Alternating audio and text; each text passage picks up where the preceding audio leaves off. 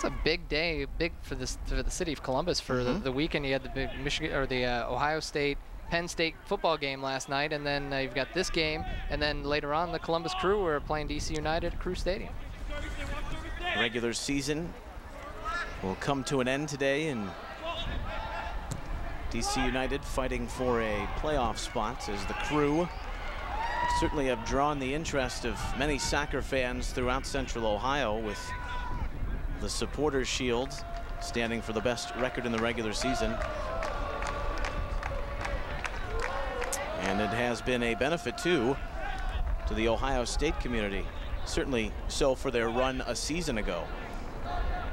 A bit of a connection there with Indiana. Their assistant coach Todd Yeagley has spent a lot of time with the Columbus Crew and had a great college career at IU, and is coming back and helping the program. Not to mention we have Jürgen Sommer as their volunteer goalkeeper coach. How nice is it to have a World Cup veteran on there?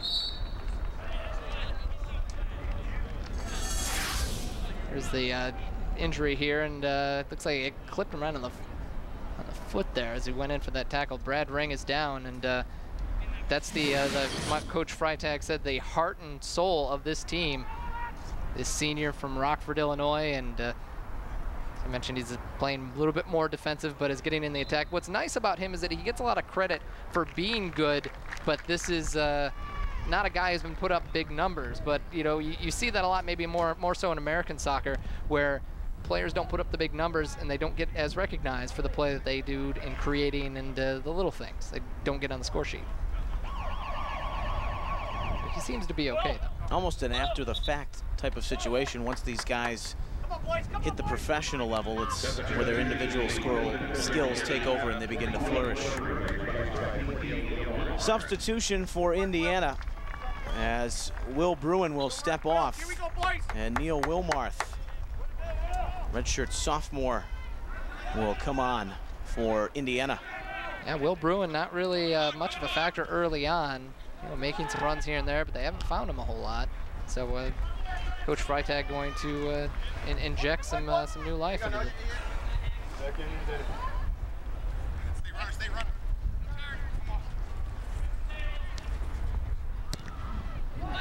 Varzia let that slip on by just outside the top of the penalty arc as Ohio State trying to get situated in Indiana's final third. Combination play betraying them there. Adlard taking it up the far flank before Sikansky can secure it.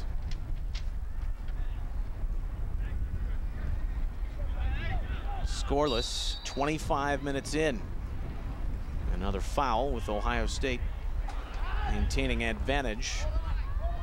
We'll send it back the other way. Find more Big Ten soccer stats at BigTenNetwork.com, the ultimate destination for all of your Big Ten soccer statistics. And one of the more surprising statistics in Big Ten soccer is the fact that Indiana and Ohio State aren't really that high up in the goal scoring department. Not big offensive numbers, but they've gotten wins, and I guess that's all that matters. But defensively, they've been stout. Both teams in the top four. Bending ball, and it hit the frame. Eric Alexander, a great ball, and trying one from distance, and didn't put a lot on it, but it was a great placement and just needed it to be a little bit more inside. Indiana that close to taking the first goal of this match. Sarkodie keeps it on the ground, and Wilmarth will try and turn inside. He was fouled. Here is Alexander again, going far post and just off the post. It was a nice little shot. Again, you don't always need power, and definitely had Sikansky beat. So Indiana 15 yards inside the Ohio State half with a free kick. It is Adlard back to work, drives it in, and is cleared away. Varzia trying to hound Hagedorn 1v1 before it's taken to the sideline and an IU throw. Hagedorn's another guy that was a reserve last year, stepped into a starting role this year in the second half of the year, and he's played well from Columbus, Indiana. On the just because that wasn't a typo, there is a Columbus, Indiana. I'm glad you made that distinction. Yeah, I almost made that mistake. Couple of toe pokes out of the channel. That hovers over midfield, and Sarkodie try and link out of the back once more. The long cross. Noshang runs it down on the near touchline. Now will run at the back four. Delivered it toward the penalty spot. But again, to safety for Ohio State as Alston has to return it to his keeper. It was nice for Noshang to create that opportunity, going 1v1 in the air and letting the ball go and freeing himself up for some space. He's created a little bit of danger so far in this first half. He has, with Bruin not being much of a factor early on. He obviously was subbed out just a few minutes ago.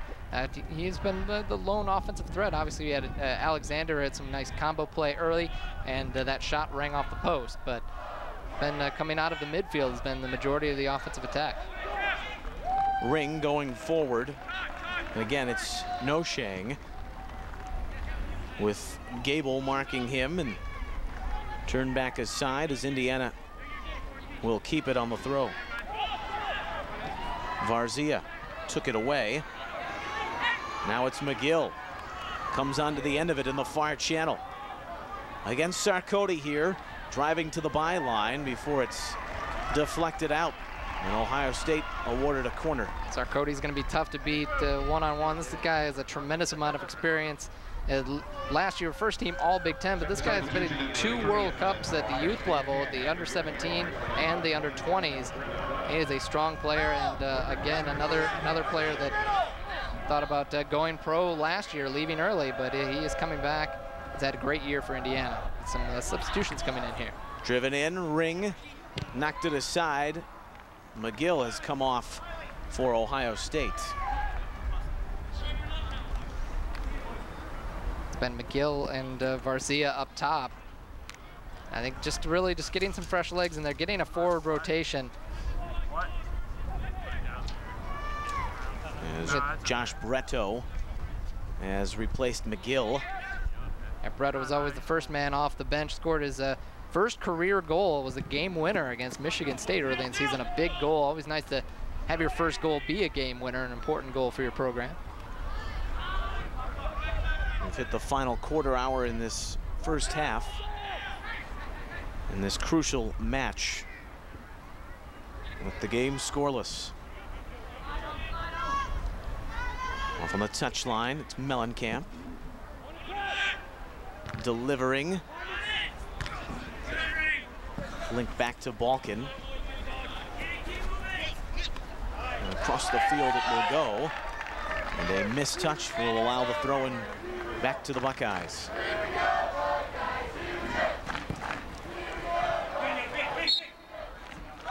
Bretto. Too much brute force there. He's called for the foul.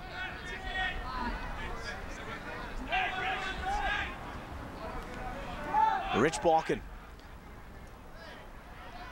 coming forward and went on the run, but nothing materialized.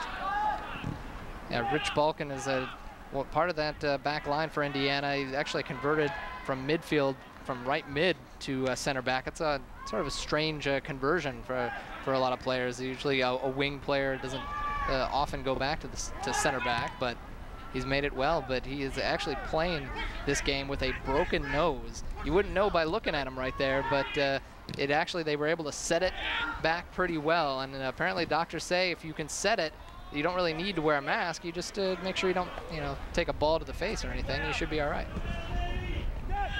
Suffered that with an elbow against Notre Dame, but he played last game, so he's one tough player right there. Everyone we've seen so far in this match seems to have taken a trip to the infirmary at some point this season. From the technical area, more substitutions. And John Mellencamp replaced by 23 Billy Weaver. Mellencamp will come off for Indiana. Yeagle comes in, and Weaver comes in for Indiana, and another one of their solid subs off the bench. Weaver, a former Michigan Player of the Year in high school, and has had a solid career at Indiana. He's a senior, and Yeagle playing for the U20s, and also Big Ten Freshman of the Year last year. Dalton Summers has stepped onto the turf for the Buckeyes as it worked its way all the way back to Kane. He's been a little limber at times in this first half, as Shea Kane. Yeah, we saw that earlier. He took a goal kick and seemed to tweak something, and he's sort of limping around back there a little bit. But he's hiding it pretty well. Maybe he's trying to hope that maybe Coach Freitag doesn't notice and take him out of the game for the first time this year. Ah, shit. Sorry. Alston had the last touch. The toss to Ohio State. But Indiana will quickly play it away. At Rome. Pivoted. Turned it back. His counterpart on the flank, Alston, will settle it down.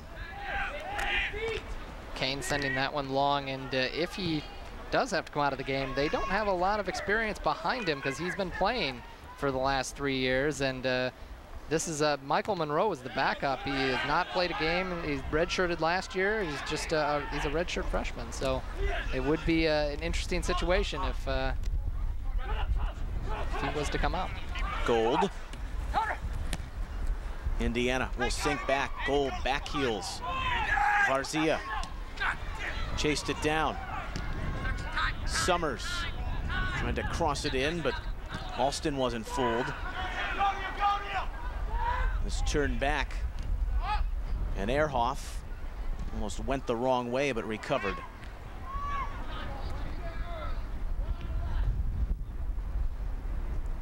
So about 10 minutes to go in this first half. Neither team able to get a goal, but we've had some opportunities. Alexander hit the post, and Sarkoti cleared one off the line. Ohio State nearly had a goal, but both teams have just been feeling each other out for the majority of the first half, but it certainly has not been boring, that's for sure. They've been attacking.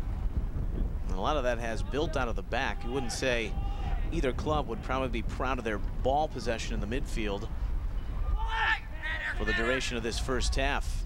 It's served in. Summers trying to get on the end of it for Ohio State. But Alexander marked him well, and then the cross came floating by, and Shea Kane will fall over to his right and come up with the sphere. That was Patrick Roan on the wing pushing up, and here's Kane when he took that goal kick earlier, and seemed to tweak something. So if this really develops into anything as the game goes on, but like I said, I think he's trying to hide it a little bit. So,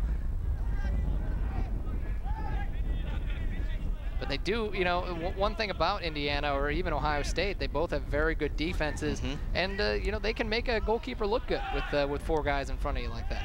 Alexander slots it through. But again, Ohio State taking over on the unforced error. Here is Zeri. He too hasn't had a lot of touches. Brad Ring came forward into the final third, didn't have support. To midfield, Ring again. Slots it through. Chance here and just wide. Well, Wilmarth, who since coming on midway through the first half has dabbled in a little bit of danger, and here has a chance. A nice little, again, combination play from Indiana, and Wilmarth coming off the bench. Coach Freitag said he's their spark off the bench. He works his tail off every time he's out there, and he has done that from the second he got out there, coming off the bench to replace Will Bruin. Roan serves it in. Varzia had a touch with Kane coming off his line. little bit of confusion there at the back with Kane coming off his line. He was out near the 18 and luckily didn't pay the price for it. Wilmarth. Sarkodie comes forward. Turns it inside. Adlard was there. Matt Gold recovered. And Teamstra clears it away. Varzia serves the ball. That's forward for Bretto, but run out of pace and space. Yeah, Alston showing his speed there, and one of his biggest attributes is the closing speed, and then Bretto was unable to get behind him. He's got some pace too, so nice little battle there between Ohio State and Indiana. Gable played away, but the Hoosiers keep it in the Buckeye half. The cross is deflected as Weaver tried to serve it from the far flank. He'll deliver again from the channel. Nestled down, and then Varzia will reclaim for the Buckeyes. Inside the final 10 minutes, this opening 45 here in Columbus. Ohio State and number 22 Indiana are scoreless. This turned in. Chance building here, and Sikansky will read that play correctly. And the keeper does a fine job for the Buckeyes. They had a couple of options across the way, and Sikansky was very smart to pounce on that. Of course, it was Wilmarth again creating for Indiana.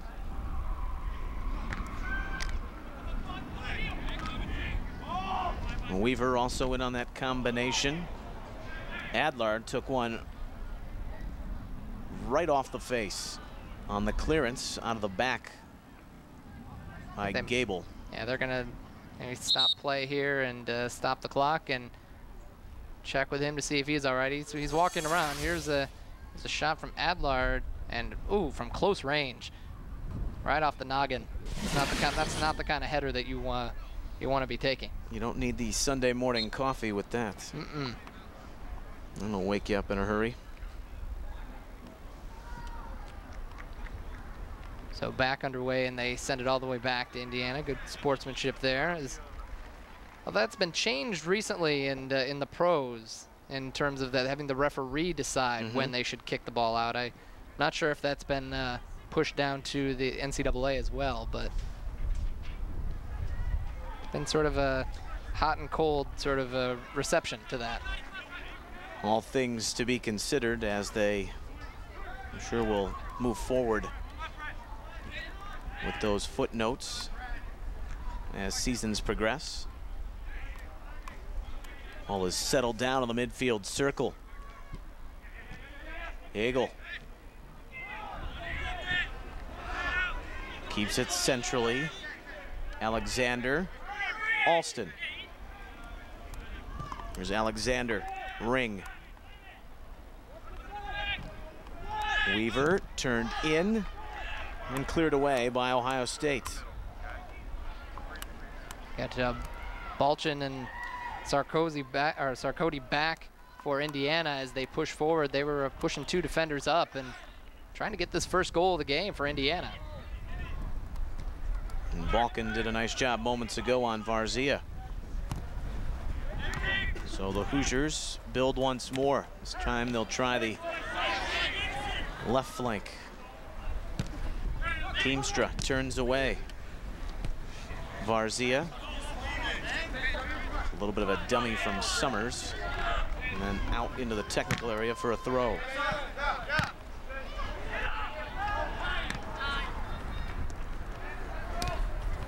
Sarkodie. 4 minutes remaining. No score in this first half on a pivotal Sunday afternoon in the Big Ten regular season race. The Hoosiers a game below 500 in league play as the day began. So Ohio State at 2-2. Served in! Sikansky with a brilliant save. Billy Weaver was on the doorstep and he couldn't put it in, and that was right place, right time for Zakanski. Good reaction save for the 5th-year senior. Here's going across, and he was there, and Zakanski going all the way from his right side to the left side and covered nice ground and made the save. Weaver left unmarked for the moment, but Zakanski delivers the biggest save of the match so far. Alexander. Irizarry came onto it, but Alston will find Ring with pace. Ring at the 18, got it inside, and then got deflected just wide. Yeah, it took a friendly deflection there. Wilmarth was right there in the center of the park, and what's nice about that is Ring dribbling through, dribbling through traffic, freeing some space. He could have gone left, but instead he goes into the middle, and Wilmarth was there, and if he could have just put that on net, that could have been the game's first goal. And the Hoosiers finding a little bit more rhythm as this first half winds down. Yeah, I would say that Indiana definitely has had the better of the play as the half has gone on in the final minutes here. I think Eric Alexander's done a nice job here on the left wing, has the ball, and some of these players coming off the bench with the Weaver and Wilmarth have really added a bit of a spark to the Hoosiers. Zakanski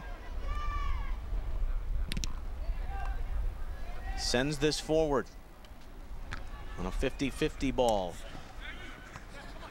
It's out wide and delivered back from Alston. Summers will keep it on that touch line. Reto trying to anchor down to the corner flag. He turned it back inside, but the only one there was Adlard. And he builds the counterattack for the Hoosiers. Ring to Alexander. Delivers. Wins a corner. Teamstra taking it to the byline. And it seems like Indiana really is favoring that left side. I think they feel that they have a bit of an advantage over there. Eric Alexander, who is checking out of the game, and Alec Purdy coming into the game. It's only his 2nd appearance of the season, coming in for the final minute here in the first half. Hoosiers have had a leg up on the corner kicks in this first half, and here's another from Adlard. Ring got up on it, but nutted it wide. Another high floating ball and getting up into the wind, and that's certainly not helping. And really, as a forward, it's hard to really get any power on a header when it's floating up like that. So, but again, like I said, the left midfield has been anchored by Eric Alexander there from Portage, Michigan, in the Kalamazoo area, as the National High School Player of the Year when he was in school, and came very highly touted to Indiana. Been playing very well, adjusting from center mid to left mid here this year. And a big key for the Indiana attack as this half is worn on. 8, 7, 6, 5. Final seconds of this first half. Ohio State fighting danger towards the end of the first 45. But we remain scoreless after one half of play here from Jesse Owens Memorial Stadium as Ohio State and Indiana.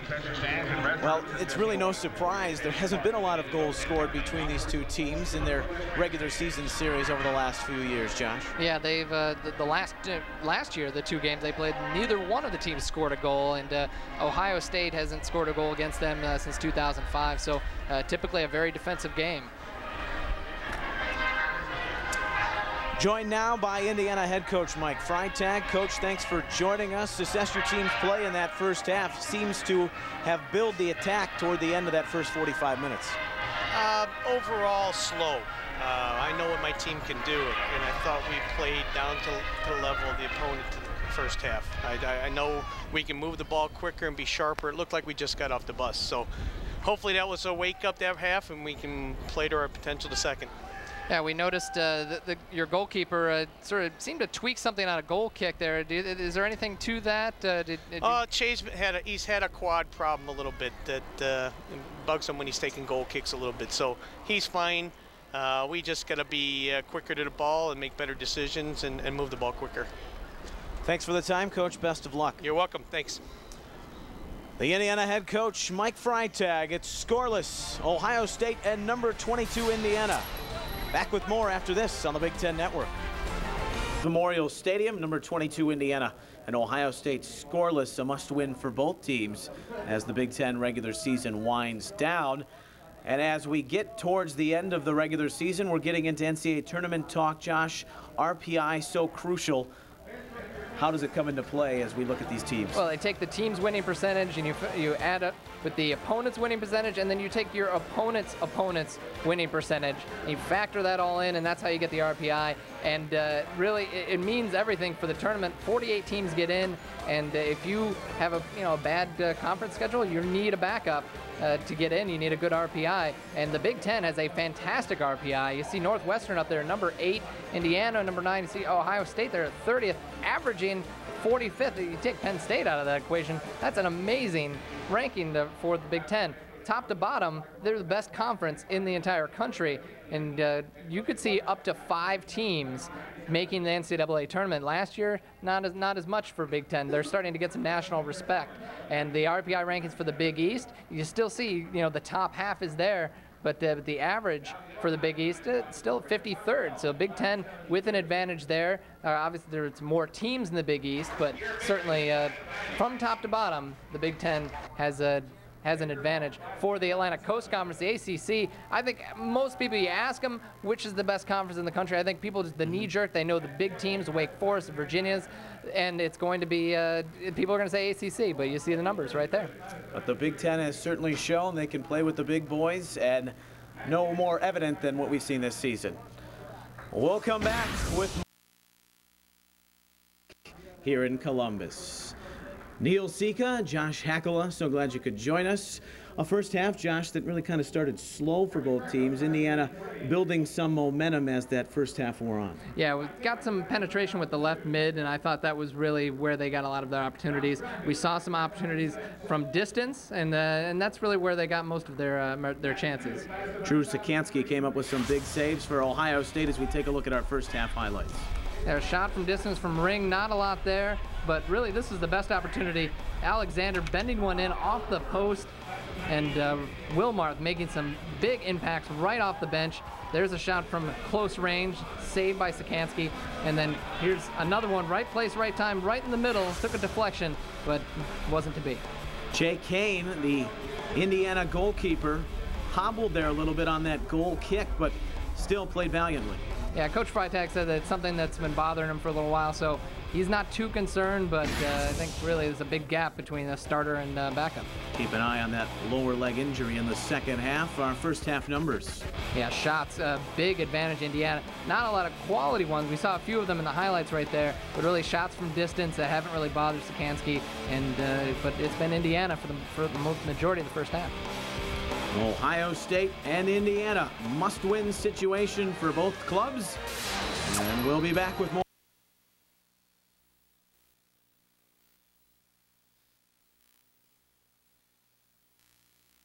On the Big Ten Network.